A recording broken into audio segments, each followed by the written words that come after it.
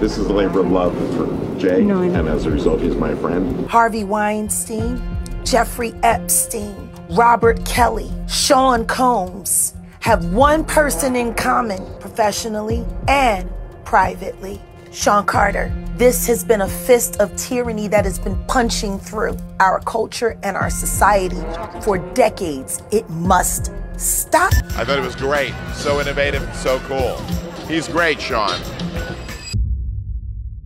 L'annonce de la perquisition chez Sean Diddy Combs a eu un effet domino, ce qui a eu pour conséquence de jeter la suspicion sur d'autres célébrités du monde de la musique, Jay-Z en tête de liste. Jeter la suspicion, c'est un euphémisme. Clairement, les réseaux sociaux l'ont déjà condamné, hein. Mais ça, c'est un autre sujet. Mais de quoi accuse-t-on Jay-Z exactement? Trafic S? V, meurtre. Les réseaux sociaux émettent toutes sortes de théories, en particulier avec les femmes, et c'est sur quoi on va se concentrer dans cette vidéo. Au vu de tout ce bordel, j'ai décidé de me pencher sur les théories les plus folles concernant sa relation avec la gente féminine, et pour cela, je vais me baser sur mes connaissances, les informations disponibles sur internet, c'est-à-dire les informations disponibles auxquelles tout le monde a accès, et aussi un petit peu de bon sens. Yo tout le monde, ici c'est Chris Iconic, et vous regardez un nouvel épisode d'Affiliated. Je sens que je vais enchaîner pas mal d'Affiliated, hein, parce que là, entre toutes les vidéos sur Diddy qui peuvent encore sortir, la vidéo que je sors actuellement sur Jay-Z et la vidéo à venir sur Lil Durk,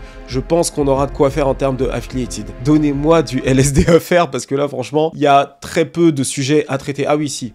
Vybz Kartel, ok, un sujet que je dois faire depuis septembre, j'ai pas oublié. Et même ce sujet, il est un petit peu affiliated finalement, puisqu'il vient de sortir de prison. Bref, si tu apprécies ce format, n'oublie pas de liker, commenter et de partager un maximum. On va parler en particulier de 3 femmes, je sais qu'il y a encore plus de théories, mais sinon cette vidéo va être très longue, c'est déjà suffisant. Donc sans plus attendre, on y va.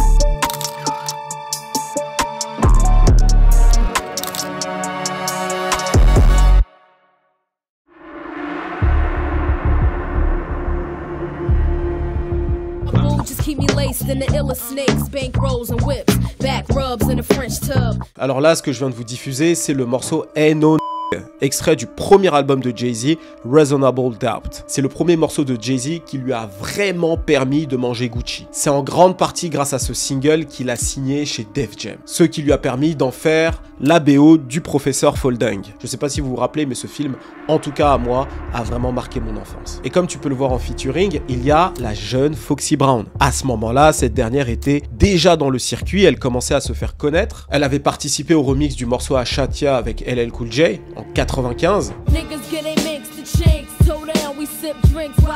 Alors là, tu te dis, une rappeuse en pleine ascension dans un milieu d'hommes, je ne peux que valider. Mais d'après les rumeurs, Jehova aurait entretenu une relation avec Foxy Brown alors qu'elle n'était encore qu'une mineure. Et ensuite, il aurait détruit sa carrière quelques années plus tard quand il aurait compris qu'il ne pouvait pas la contrôler. Cette rumeur, Wendy Williams en avait même parlé il y a quelques années. Pas sur le fait qu'il ait détruit sa carrière, mais en tout cas qu'il ait entretenu une relation avec elle. This was allegedly a romantical thing. It's all right, I'll say alleged, but we know. Yeah, she hit it before Beyonce. Allegedly. Alors là, je vais vous raconter vraiment toutes les rumeurs autour de sa soi-disant relation avec Foxy Brown. Je vais tenter de préciser certaines choses, voire même les débunker. Je vois déjà les gens en train de se dire « Ah, Chris va défendre Jay-Z pendant toute la vidéo ». Franchement, je vais vous dire les gars, le plus facile pour moi serait d'aller dans votre sens parce que ça va faire un maximum de vues. Là, je le fais vraiment parce que je peux pas me mentir à moi-même. Je dois vous dire la vérité. Encore une fois, j'ai fait des recherches. Voici ce que j'ai trouvé et maintenant vous en faites ce que vous voulez. Mais moi, je vais vous dire ensuite ce que je pense de toute façon de cette affaire. Alors, le bruit court que Jay-Z aurait entretenu une relation avec Foxy Brown alors qu'elle n'avait que 15 ans et qu'il aurait même été le premier à le faire avec elle, si tu vois ce que je veux dire. Foxy Brown was Jay-Z when she was 15 and he was 27. Alors pour cela, les gens se basent sur le début de leur relation artistique et d'après certains dires, le morceau No aurait été enregistré en 1994 et cette année-là, Foxy Brown avait dans les alentours de 15 ans. Et d'ailleurs, lorsque tu te penches sur les paroles du morceau, tu te rends compte que c'est les paroles d'une femme plutôt mûre, tu vois, qui a une certaine expérience des hommes. On n'est pas sur l'expérience de vie d'une fille de 15 ans. Donc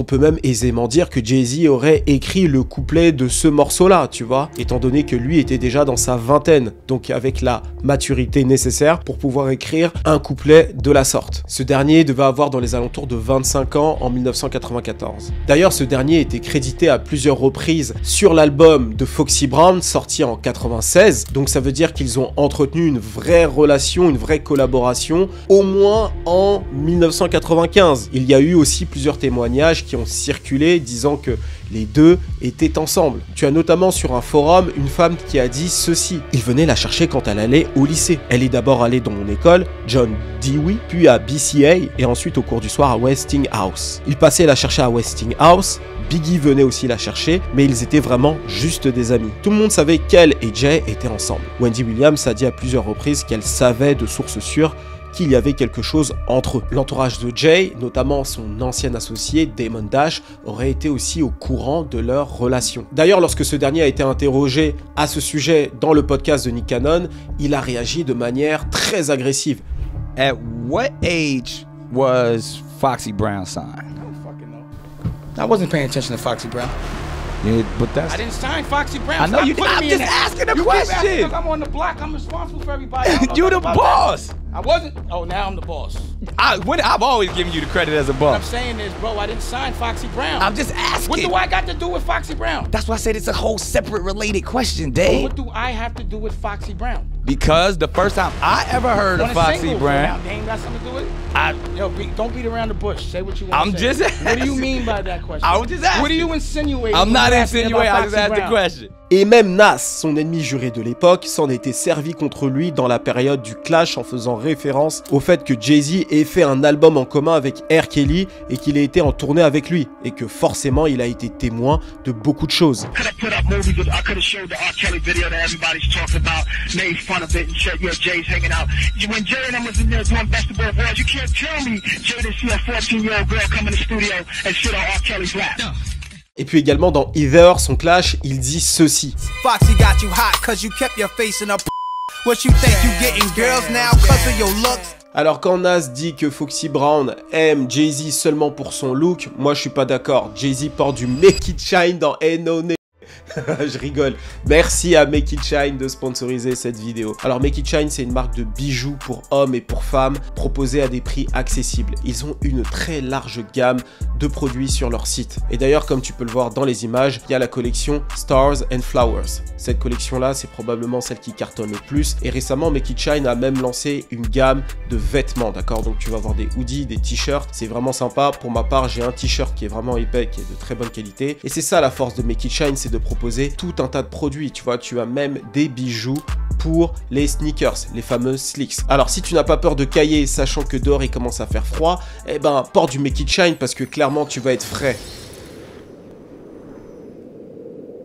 Donc pour profiter de Make It Shine, c'est très simple. Tu vas sur leur compte Instagram qui est dans ma description. Tu vas dans leur DM, tu tapes club et reçois 20% de réduction sur toute la boutique. Et si tu veux obtenir 30% de réduction, tu t'inscris en plus de ça sur leur newsletter, d'accord? Le lien se trouve dans la description et sur le premier commentaire. Je te laisse te faire plaisir et moi je reprends la vidéo. Donc beaucoup d'éléments qui nous laissent penser que les deux étaient extrêmement proches. C'était presque un secret de polichinelle, tu vois, ils ont jamais été officiellement ensemble, mais dans les années 90, on a bien l'impression qu'il y avait quelque chose entre Jay-Z et Foxy. Et comme si ce n'était pas tout, rappelle-toi, hein, je suis toujours en train de te donner toutes les rumeurs pour l'instant, elle aurait fait...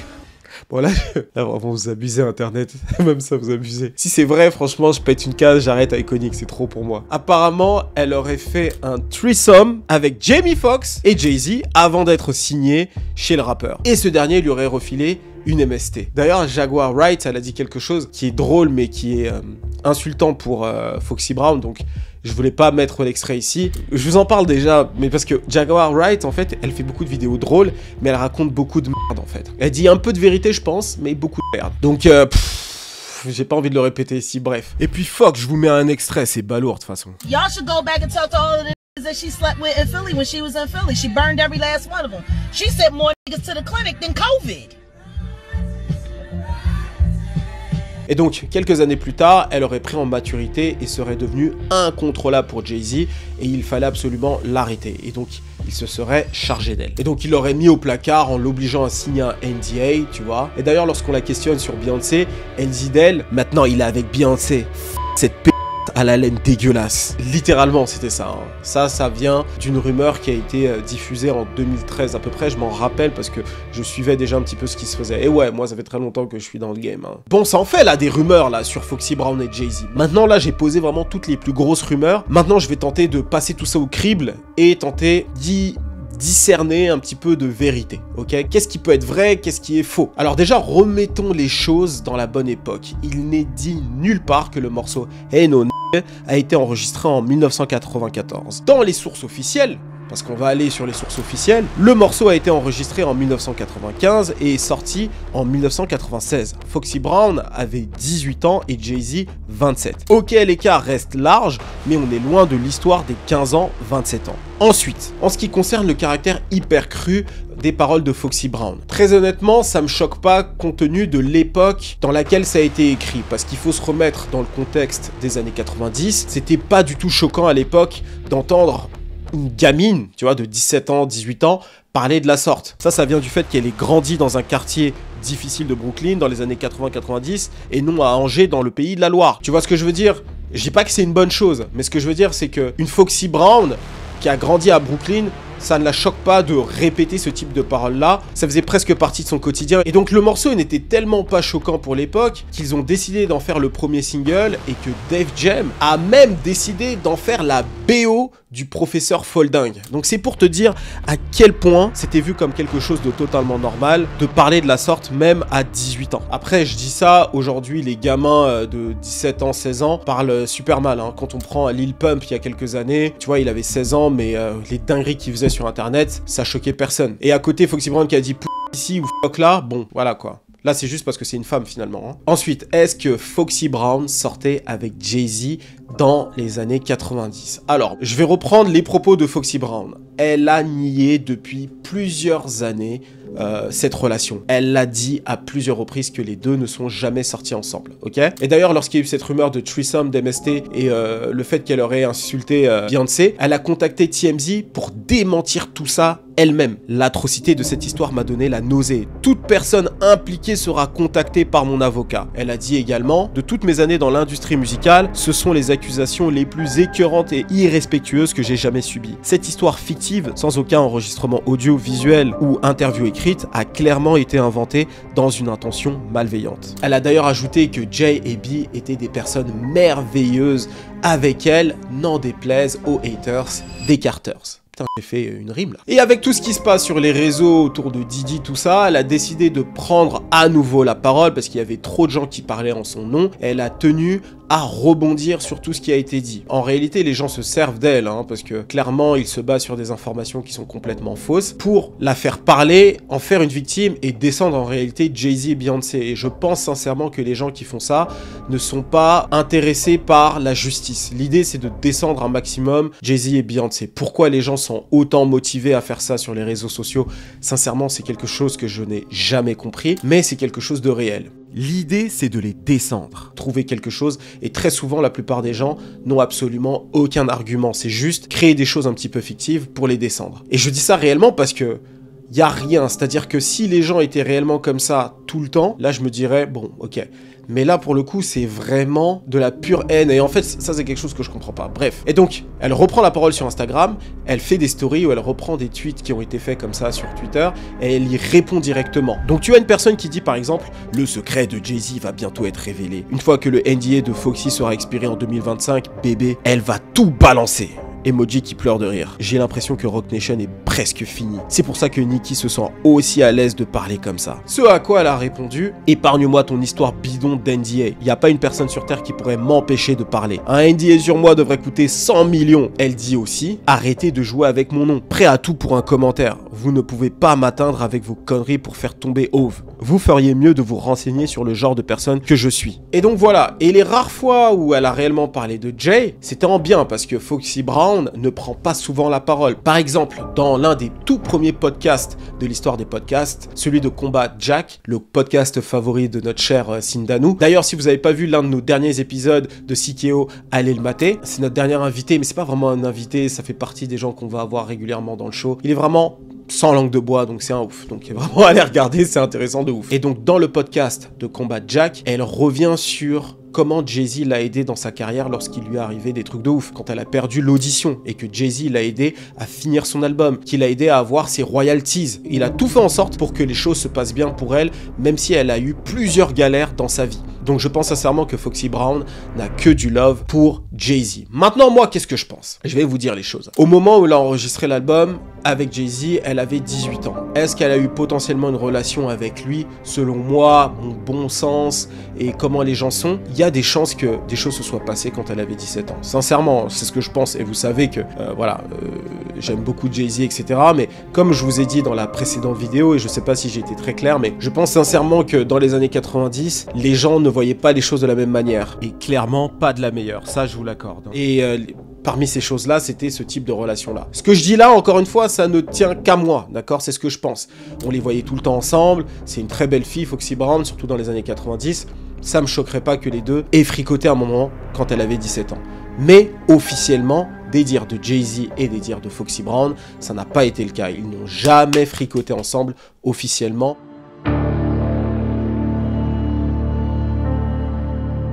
Putting people on planes while they're unconscious, just like Aaliyah got on that plane, unconscious. There's a lot of things that people don't want to talk about, Pierce. D'après les dires d'Internet, Beyoncé et Jay-Z auraient comploté pour ôter la vie à Aaliyah. Pour rappel, Aaliyah était l'une des plus grandes stars de R&B dans les années 90 et au début des années 2000. En plus de cartonner dans les charts, elle était également très appréciée par la gente masculine. Tout le monde aimait Aaliyah et je peux au moins te citer 4 mecs dans l'industrie des célébrités qui étaient vraiment croques d'Aaliyah. Jay-Z, Timbaland, Damon Dash, l'ancien associé de Jay-Z, et DMX. Ces hommes-là sont soit sortis ou étaient amoureux d'Aaliyah, ou du moins ont succombé à son charme. Et c'est d'ailleurs très drôle lorsque tu regardes des histoires sur Aaliyah. Il est dit que des fois elle était dans des studios d'enregistrement, par exemple avec DMX, et DMX va venir avec au moins 15-20 gars street vénères de ouf. Et en fait, elle va rentrer dans le studio comme une petite fleur et tout le monde va tomber sous son charme.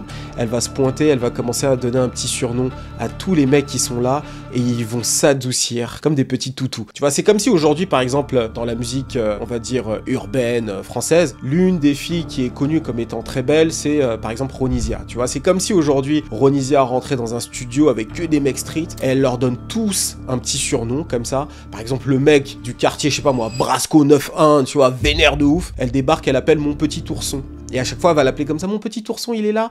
Et du coup, le gars, bon bah, c'est un mec, il est vénère, ce que tu veux, mais devant une meuf, qu'est-ce qu'il va faire? Bah, il va s'adoucir. Ouais, m'appelle mon petit ourson. Ah bon, vas-y. Il kiffe, en fait, tu vois. Et c'est exactement ce genre de choses que Aaliyah faisait, en fait, à l'époque. Il y a pas mal d'histoires comme ça. Du coup, tout le monde l'aimait vraiment et elle faisait jamais aussi la diva avec les autres célébrités. Lorsque Missy Elliott et Timbaland se sont mis à bosser avec elle, ils ont dit, mais on s'attendait pas du tout à ce qu'elle soit aussi facile à collaborer, tu vois. Donc, globalement, Aaliyah, c'était une fille qui était très appréciée et très charmante. Alors comment Aaliyah est morte? La chanteuse était bloquée plus longtemps que prévu au tournage de son clip Rock the Boat aux Bahamas et devait absolument rentrer aux US. Voyant cela, Hype Williams a proposé de prendre ce petit avion, presque un avion de fortune je dirais, pour une star de l'envergure d'Aaliyah, disons-le. Et ce que l'équipe d'Aaliyah aurait fait, c'est de surcharger ce petit avion de toutes les affaires de la chanteuse. Et donc l'avion se crashera rapidement après son décollage. Pour beaucoup, cette mort est suspecte. On n'est pas sur un accident, on est sur un meurtre. Et du coup, certains affirment que Jay-Z et Beyoncé seraient derrière cet assassinat. Alors pourquoi Jay-Z et Beyoncé? Jay-Z n'aurait pas supporté qu'Aaliyah le rejette et Beyoncé voulait absolument devenir numéro 1 dans la musique et le seul moyen d'y arriver, c'était d'ôter la vie à la chanteuse d'R&B. Et d'après les complotistes, Jay-Z aurait passé un coup de fil à Hype Williams en bon complice, je ne sais pas pourquoi il le serait, aurait donc proposé ce petit avion de fortune qui aurait donc causé la mort d'Aaliyah. Eh bien, laissez-moi vous dire que tout ça n'est qu'un ramassis de conneries. Il y a vraiment rien à garder, je suis désolé les gars. Mais là, vraiment, pour le coup, je peux débunker cette histoire en long, en large et en travers. Franchement, pour le coup, là, c'est facile. Là, on n'est pas sur du Foxy Brown. Ouais, peut-être qu'elle avait 17 ans quand elle a commencé à parler de Jay. Non. là pour le coup on est sur quelque chose de clair, il y a que des bêtises. Bon, on va tenter de débunker tout ça, mais je sais que de toute façon il y en a certains qui vont rester campés sur leur position. Bref, en 2001, Jay-Z est un excellent artiste au prime de sa carrière, mais il n'a que très peu de pouvoir en réalité. Ça fait à peine 4 ans qu'il est signé en maison de disque, et comme tu le sais si tu as regardé ma vidéo que j'ai sortie il y a plusieurs années, il avait galéré à signer, tu vois, donc c'est pas comme si tout lui était servi sur un plat. Et donc ce n'est pas avec 3 ou 4 albums qui ont cartonné que tu vas avoir une influence, un pouvoir dans l'industrie musicale, à tel point que tu vas avoir le droit de vie ou de mort sur une célébrité de l'envergure d'Aaliyah. Tu vas aller même jusqu'à demander au plus grand réalisateur de l'époque, Hype Williams, de rentrer dans ton complot pour tuer Aaliyah. Donc en quelque sorte, tu tues son gagne-pain, quoi. Tu vois, même lui, il a aucun intérêt à le faire. Tu vois ce que je veux dire? Ensuite, en ce qui concerne Beyoncé, la carrière de la chanteuse était en pleine expansion dans ces années-là. Elle avait encore le groupe Destiny's Child, qui a sorti son 3e album, Survivor, qui avait cartonné, et donc elle n'avait pas du tout à rougir devant Aaliyah. Et les gars, il faut savoir que Beyoncé, c'est une star depuis qu'elle est enfant. Entre 96 et 2000, sa carrière était déjà en pleine ascension. Moi, je la connaissais déjà, je l'écoutais déjà. Donc, c'était vraiment, avec les Destiny's Child, des stars internationales. Donc elles étaient pas nichées, il fallait absolument tuer Aaliyah pour prendre sa place. Et puis c'est pas comme ça que ça marche. Le fait que Aaliyah meurt ne veut pas dire automatiquement que Beyoncé va devenir la star référence, tu vois. Et surtout, il y avait énormément de compétition du côté du R&B. Alors si vous croyez, alors là à chaque fois que je dis vous, je m'adresse aux gens qui croient au complot, hein, attention. Alors si vous croyez que la seule concurrence de Beyoncé c'était Aaliyah, c'est vraiment qu'à cette époque-là, vous étiez vraiment pas au courant de ce qui se faisait en termes de R&B. Il n'y a jamais eu autant de chanteuses d'R&B que dans cette époque-là. Et je parle pas de chanteuses d'R&B qui galèrent, non, je parle de chanteuses d'R&B qui ont des carrières d'envergure internationale, qui vendent des millions de CD. Je pense notamment à Brandy, Toni Braxton, Mary J, Monica, sans parler des girls band avec les TLC En Vogue, SWV, Escapes. Et par la suite, il va y avoir d'autres grosses menaces. Je pense notamment à Ashanti, J-Lo, qui vont cartonner avec elle dans la même époque, au milieu des années 2000. La grosse concurrence de Beyoncé, d'ailleurs, selon moi, c'était vraiment dans les années 2000, avec Ashanti qui cartonnait, J-Lo qui cartonnait, Brandy aussi qui cartonnait encore dans les années 2000. Non, c'était chaud. Tuer Aaliyah, c'était pas suffisant. Et je vais vous dire, moi, Aaliyah, je suis un vrai auditeur d'Aaliyah, ok? One in a Million, tout ça là. J'ai écouté Aaliyah pour de vrai, j'écoute encore Aaliyah. Je vais vous dire sincèrement, vocalement et en termes de danse, Beyoncé n'a absolument pas à rougir devant Aaliyah. Avec tout le respect que j'ai pour Aaliyah, je crois que vous oubliez qui est Beyoncé. Beyoncé, c'est en termes de performance, en termes de danse, en termes de performance même vocale sur scène, c'est quelque chose, hein. Je me rappelle pas avoir vu de vidéo d'Aaliyah qui performe vocalement comme Beyoncé performe vocalement. Vraiment, c'est une dinguerie.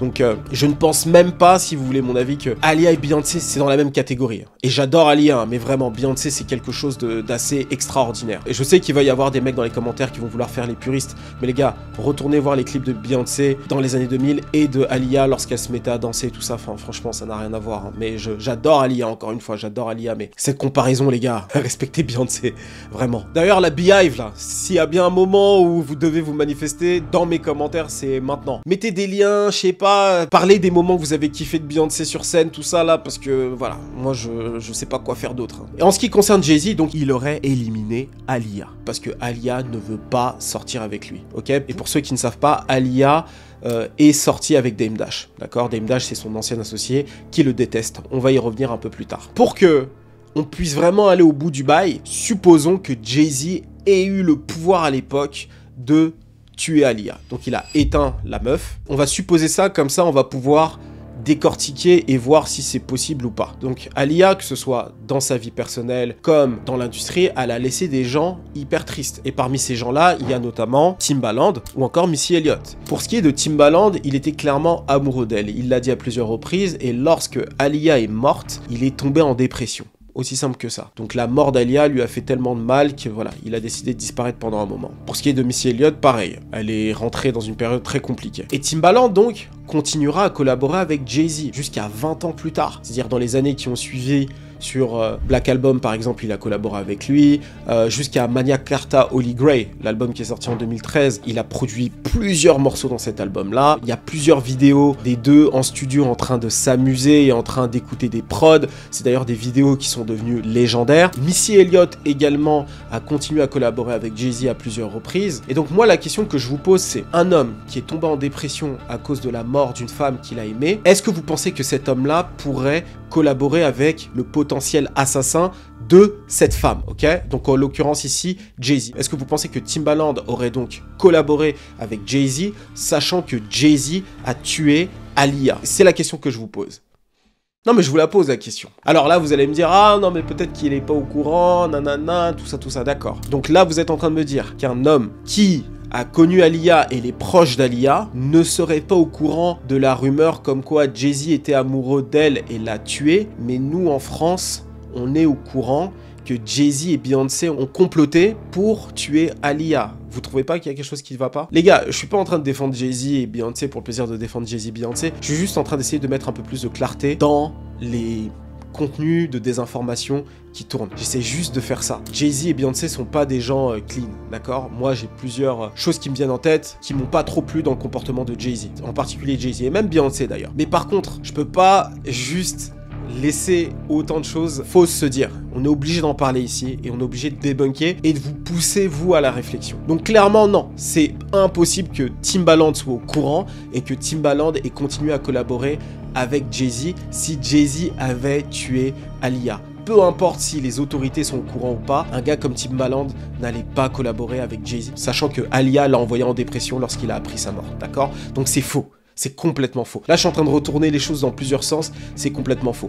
Et pour couronner le tout, je vous mets un extrait de Dame Dash, l'ancien associé de Jay-Z, qui aujourd'hui, voilà, déteste Jay-Z. Hein. Toutes les interviews qu'il fait, c'est pour dire à quel point Jay-Z, c'est quelqu'un de pas loyal, c'est un véritable serpent, voilà. À toutes les occasions qu'il a, il défonce Jay-Z. Mais par contre, quand il s'agit d'Aaliyah, il en a marre d'entendre ces rumeurs complètement fausses. Voici ce qu'il dit. We know it ain't no conspiracy. I've been told you that. So you asking me, did I find out the conspiracy if I'm curious? I told you I already know. So I'm asking you what you know that I don't. Yeah. So if you know something I don't, let me know so I can go deal with it. I don't. If you don't, why are we talking about it? But she died in the plane crash. It ain't no conspiracy there. Yeah.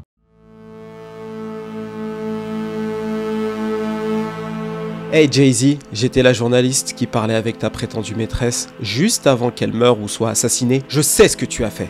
Va te faire ton heure arrive. Peut-être que toi et Didi pourraient partager une cellule ensemble. Le moment de la justice approche. Là, je viens de vous traduire les tweets d'une certaine Liz Crokin, une journaliste qui était soi-disant en contact avec la maîtresse de Jay-Z, et depuis l'arrestation de Didi, cette dernière a multiplié les tweets et vidéos au sujet de Jay-Z, affirmant qu'il aurait tué une certaine Katy White. Mais qui est Katy White? Alors pour savoir qui elle est et quel serait son lien avec Jay-Z, il faut retourner en 2010. Alors Katy White, ou Katy Corina White, ou juste Korea, était une journaliste et RP qui commençait à se faire un nom à Los Angeles. Au cœur du monde des célébrités, Katy se serait même liée d'amitié avec certaines d'entre elles, notamment l'actrice Claudia Jordan. Katy White était une mondaine, donc il n'était pas rare de la voir en soirée avec d'autres célébrités. Et par exemple sur cette photo, on peut l'apercevoir pas très loin de la section de Jay-Z et Didi. Et d'après les rumeurs, ce soir-là, et j'insiste bien, là je vais raconter les rumeurs, ils auraient tous passé la soirée ensemble à Las Vegas à l'occasion du combat de Floyd Mayweather contre Juan Manuel Marquez. Ils sont allés au casino et ont fini au Tao Nightclub, la boîte de nuit des photos. Pour ne pas éveiller les soupçons, Jay-Z lui aurait demandé de ramener avec elle quelques copines, d'où la présence de Claudia Jordan. Et cette rumeur commence à circuler à peu près en 2010 dans le blog de Jackie Jasper, nommé Hollywood Street King. Et là, on va faire une petite avance rapide. Jusqu'au 28 août 2011, presque un an après ces rumeurs et ces photos, Beyoncé annonce sa grossesse aux VMAs. Le même mois, Liz Crokin, la journaliste qui travaillait chez Star Magazine, un énième tabloïd, avait eu vent de cette relation et décide de contacter Katy White directement à son bureau pour en savoir davantage sur leur liaison. Au départ, Katy White niera absolument toutes les rumeurs. Liz revient à la charge avec les photos que je vous ai montrées au Tao Nightclub à Las Vegas, en débunkant toutes les premières affirmations de Katy White. Encore une fois, c'est des rumeurs. Là, je rapporte exactement les propos de Liz Crokin. Voyant que Liz était super bien informée, Katy aurait admis sa relation avec Jay-Z et était même prête à révéler publiquement cette relation. Donc elle était censée lui donner toute la story, comme on dit. Aussi, elle aurait contacté Jay-Z, lui disant ses intentions, mais qu'elle serait prête à se rétracter contre rémunération. Mais avec Beyoncé qui était sur le point d'annoncer sa grossesse, Jay-Z ne pouvait pas laisser la maîtresse tout gâcher. Et donc 3 jours après que Beyoncé ait annoncé donc publiquement sa grossesse, Katy White est décédée. Alors d'après les dires, elle aurait eu une rupture d'anévrisme, mais d'après certaines recherches et d'après les dires de certains, les causes de la mort seraient incertaines. Certains affirment même que Katie White était enceinte et que Jay-Z aurait pris l'enfant pour en faire celui de Beyoncé. Donc en gros, Blue Ivy serait la fille de Katie White. Voilà. Bon, je vous avais prévenu, ça va vraiment très loin. Alors les gens disent que Jay-Z aurait envoyé des assassins pour la tuer, et beaucoup de gens se basent sur les propos de Kanye West lorsqu'il était sur scène et qu'il a dit que Jay-Z a des assassins dans la rue. Jay-Z, I know you dead killers. Please don't send them at my head. Just call me. Talk to me like a man. Ce qui en soi me choque pas, hein, le fait que des personnes aussi puissantes aient des assassins. Bon, c'est pas un truc qui est impossible. Donc voilà pour ce qui est de l'ensemble des rumeurs. Maintenant, je vais vous dire mes recherches encore une fois, les choses qui ont été déclarées publiquement sur lesquelles on peut s'appuyer. Alors mon premier réflexe en fait ça a été d'aller regarder les sources. Alors qui est Jackie Jasper, Hollywood Street King? Est-ce qu'il y a d'autres sources à part ce tabloïd, ce blog sombre? Et en fait en faisant mes quelques recherches, je me suis rendu compte que Jackie Jasper c'était un ancien rappeur devenu blogueur. Apparemment ce Jackie Jasper aurait été aussi un pimp. Voilà. L'un des contenus qui ressort lorsque tu fais des recherches, c'est cette vidéo de Ice-T qui parle justement de Jackie Jasper, c'est une sorte de vidéo promotionnelle. Who is this new nigga? Baby, don't you know Jackie Jasper's the king of Hollywood? Quand tu fais encore un peu plus tes recherches, tu te rends compte que Ice-T a travaillé avec lui dans le passé, donc ils doivent se connaître. Mais à part ça, il n'y a pas énormément de choses sur lui. C'est quelqu'un qui reste relativement en dessous des radars, qui a créé pas mal de rumeurs, mais qui a aussi breaké quelques informations, notamment le fait que Charlie Sheen ait le sida. Alors, je crois que c'était en 2013 ou quelque chose comme ça. Mais en dehors de ça, c'est vraiment un blog, un vrai tabloïd, c'est-à-dire qu'il y a beaucoup de rumeurs, et ce que les tabloïds savent faire très bien, c'est créer aussi des histoires fausses qui vont être diffusées et vont potentiellement être reliées même à un très haut niveau, tu vois. Quand je dis un très haut niveau, c'est par la presse plus fiable. Mais par exemple, pour ce qui est de cette rumeur de Jay-Z et Beyoncé, ça n'a jamais été sur TMZ par exemple. Et TMZ, c'est le tabloïd des tabloïds, tu vois. Donc pour ce qui est de cette source-là, je la trouve pas très solide. Et très honnêtement, j'aurais voulu avoir d'autres sources pour potentiellement me dire qu'il y a quelque chose. Ou du moins d'autres photos, d'autres vidéos.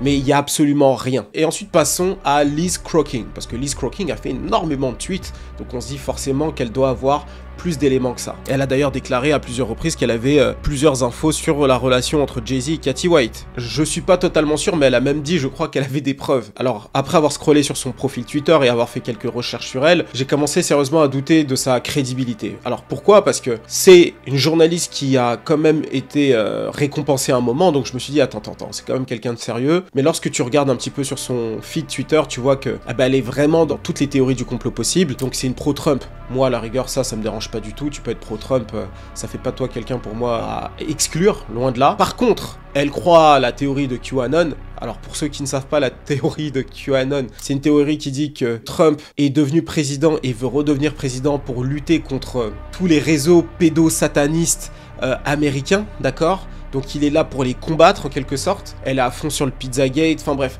Elle croit absolument à toutes ces théories-là en bloc. Et donc, une personne qui a tendance à croire à toutes ces théories comme ça en bloc, j'aurais tendance à prendre son avis avec des pincettes. Sachant que en ce moment, elle dit que Elon Musk est en train de shadowban son compte à elle. Sachant que Elon Musk, si vous suivez un petit peu les présidentielles américaines, il est pro-Trump. Donc, je vois pas pourquoi il ferait ça, mais en gros, elle est un peu en train de péter un câble, etc. Donc, pour ce qui est des sources et pour ce qui est des gens qui affirment réellement avoir des informations contre Jay-Z et qui prouveraient que Katie White a été tuée par Jay-Z, c'est des gens, à mon avis, qui ne sont pas hyper fiables. J'aurais voulu avoir plus d'infos avant de commencer à croire en quelque chose. Encore une fois, je ne pense pas que Jay-Z soit tout blanc dans sa vie. Je pense qu'il a commis des choses, probablement, qui nous dépassent. C'est juste que, appuyons-nous sur des éléments solides qui nous permettent de dire ça. En ce qui concerne Diddy, par exemple, on a des éléments. On a une vraie enquête derrière. Là, on a juste, ils sont noirs, ils sont dans le hip-hop, il faut qu'ils tombent. Et ça, c'est quelque chose qui m'énerve profondément. Je préfère quand les gens viennent avec des éléments. Et enfin, dernière personne très importante à mon avis, pour laquelle il fallait faire quelques recherches, Claudia Jordan. Alors Claudia Jordan, c'est la célébrité comme je vous ai dit, actrice, star de la télé-réalité, média personality, etc. Donc elle est encore active aujourd'hui. Et justement, étant donné qu'elle était proche de Katie White, elle aurait sûrement des choses à dire concernant la mort de cette dernière. Et voici ce qu'elle a dit, clairement. I saw him in Vegas at a party where Jay-Z was there, Diddy was there, my friend Kathy White that y'all keep trying to tie me into her death. It is not true. She was not having an affair with with Jay-Z. She never told me she was messing with him. Matter of fact, when she died, she had a boyfriend. His name was Malcolm, and she died with him.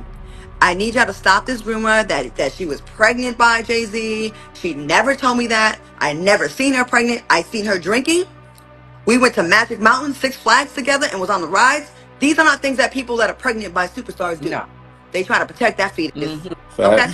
Yeah. So I need y'all to stop, and people keep saying this shit, and it pisses me off. I'm sure it doesn't make her family feel good to constantly see this being brought up, that she was this mistress. She never told me. I met her in Memorial Day weekend in 2008, okay? I went to Vegas with my friend Nikki Chu, so go ask her, okay? I've been not saying her name. She introduced me to her. We stayed in the same hotel room because back then we was broke, okay? Me and my girls live in Vegas. We did a girls trip, and she was like, my girl Corey, she's cool. When we went out, we saw Jay-Z's assistant, who knew me from before. I auditioned for his videos, and we were cool. She invited us to dinner at Tao. Diddy, Jay-Z, Larry Johnson was at the dinner table. And this is an exclusive, y'all. I'm finally telling y'all. We was all around. Cassie was there. Nobody was hitting on us. We were actually like sitting there like, we don't belong at this table. And then we all walked to Tao, the back entrance, and was at a club. His table was here, and we were a table over. At one point, Jay-Z handed me a bottle of Ace of Spades, and we all had our bottles up. Someone took a picture. That is it. I got drunk, went back to the room, woke up the next day, like, that was it. Nobody. Donc, comme vous pouvez l'entendre, elle a clairement dit que c'était n'importe quoi, que Jay-Z n'a absolument rien à voir avec Katy White, qu'il les a jamais vus ensemble, que Katy White n'a jamais été enceinte de Jay-Z, et qu'en fait, les deux n'ont rien à voir. C'est-à-dire que quand tu es dans ce monde des célébrités à Los Angeles ou autre, tu vas te retrouver dans des situations où tu vas tomber sur des célébrités ici et là, mais ça ne veut pas dire forcément que vous allez tous être ensemble et... Voilà, vous avez compris. Donc en fait, c'est ce qu'elle expliquait ici. Et malgré tout, les gens continuent à revenir sur cette affaire. Et c'est ça que je trouve dommage. C'est que peut-être qu'il y a de vraies affaires ici et là, mais les gens se concentrent sur des éléments comme ça. Bon, je sais que j'ai dit tout ça et dans les commentaires, les gens vont vouloir me défoncer, etc. Mais venez avec des preuves, venez avec des éléments concrets. Pas des choses qu'on aimerait croire. Parce que c'est vrai que des fois, avec ces théories du complot-là, on aimerait juste y croire parce que, je sais pas, ça nous stimule, ça nous fait du bien de croire à ça, je sais pas pourquoi. Mais il y a des fois, il y a juste la réalité. Il faut avoir des éléments, tu vois. Et le but de cette vidéo aussi, c'était de vous aider à réfléchir, à pousser la réflexion un peu plus loin. Et si vous avez des éléments que vous avez trouvés, n'hésitez pas à les partager. Commencez pas à insulter dans les commentaires, j'ai vu dans les précédentes vidéos. En plus, ça me fait absolument rien et ça me confirme que certains sont vraiment matrixés. Venez avec des éléments. Voilà, venez avec des éléments, dites voilà, on a fait ces recherches, on est tombé sur ça. Moi, en tout cas, à l'issue de mes recherches, je suis tombé sur du vent. Sur Foxy Brown, j'ai un doute, mais bon... Je peux m'appuyer sur que dalle. Sur Aaliyah, c'est complètement faux. C'est vraiment, il n'y a pas plus faux que cette rumeur. Et enfin, Katy White, c'est vrai qu'on pourrait croire, etc. Mais lorsque tu recherches, tu tombes sur des infos un peu, qui tiennent pas la route, en fait. N'importe qui peut créer des rumeurs, en fait. Ça, il faut vraiment que vous le sachiez. Il faut pas vous laisser avoir par toutes les rumeurs. Après, voilà, je suis aussi là pour ça, vous aider à vous éclairer sur certains points. J'espère que ça a aidé. Si vous avez aimé cette vidéo, n'oubliez pas de liker, commenter et partager. N'oubliez pas de nous suivre sur Instagram, comme je vous l'ai dit, on est de retour, donc je compte sur vous pour aller sur Instagram et nous suivre en masse. On a plein de contenus originaux, plein de débats, tous les posts par jour, là, il y a toujours des débats, plein de trucs très cool. Venez me suivre sur mon compte personnel, je fais des vidéos un peu plus personnelles sur moi, etc., sur ma life. Je fais des shootings trop stylés avec des bijoux autour du cou, tout ça. Bref, je fais pas mal de stories, donc allez me suivre sur mon compte perso. Et puis, vous pouvez nous retrouver partout. Sur les plateformes de streaming, sur Spotify et compagnie, sur TikTok, sur Twitter, sur Facebook, bref, on est absolument partout. Allez nous suivre.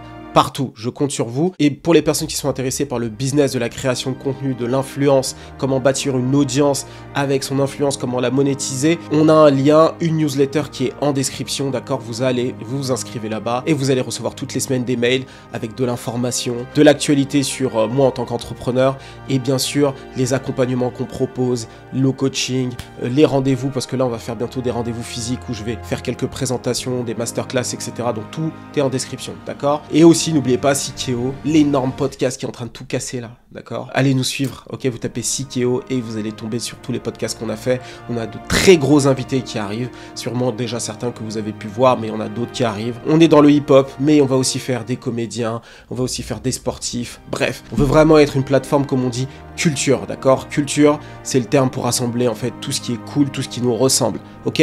Donc allez checker ça aussi. Et enfin, pour terminer, Make It Shine, sois frais. Il y a les nouvelles collections, il y a des réductions. Allez suivre Make It Shine et recevez 20%. Le lien est dans la description et sur le premier commentaire. Faites-vous plaisir. C'était Major d'Iconic pour vous servir. On se dit à très vite. Cheers!